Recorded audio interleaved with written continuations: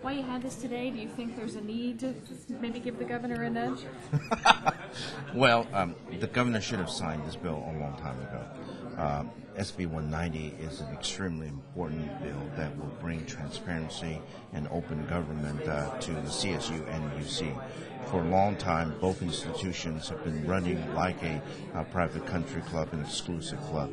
This is, after all, public higher education institutions, and it deserves the cooperation of everyone to kind of open up the deliberation of what's going on.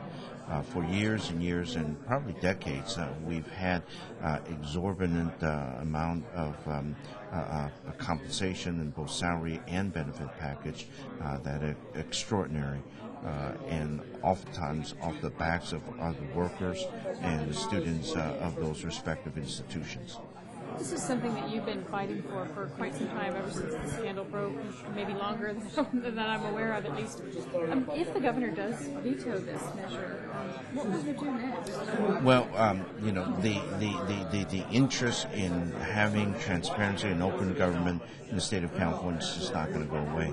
I'm going to be here for a number of years, and we're going to be introducing bills after bill to do this.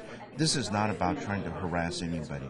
This is about saying that the people's government needs to know what's going on in the people's institution. So we're going to just continue to fight, and it's not going to go away.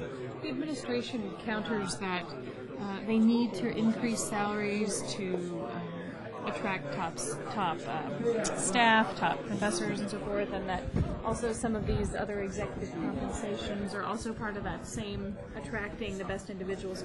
What's your argument against that? You know, we do not doubt the fact that both the UC and the CSU need to be competitive and get the very, very best. What we're saying is that we need to open this up so that everybody knows exactly why and wherefore and how these compensation packages come to being. It is that we are particularly concerned about.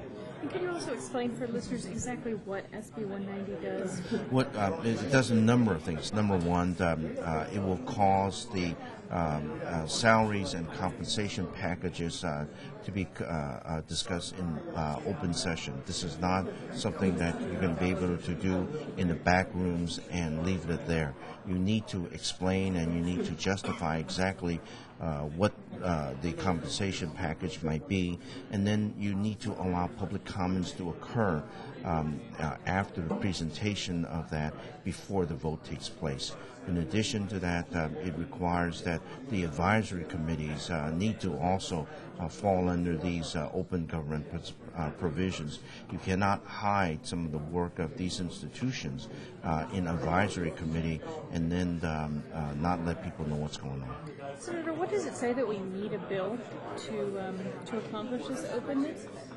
Well, I think that sometimes in government we get a little arrogant, we get a little high-handed, and we think that we know better and that we need to do this to protect the people.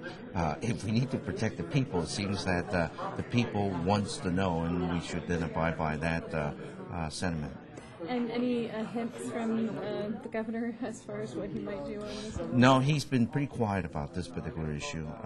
We have not heard much about his position, but we hope that he understands that this is an important issue for the students and for everybody. Great. Anything you want to add that I haven't?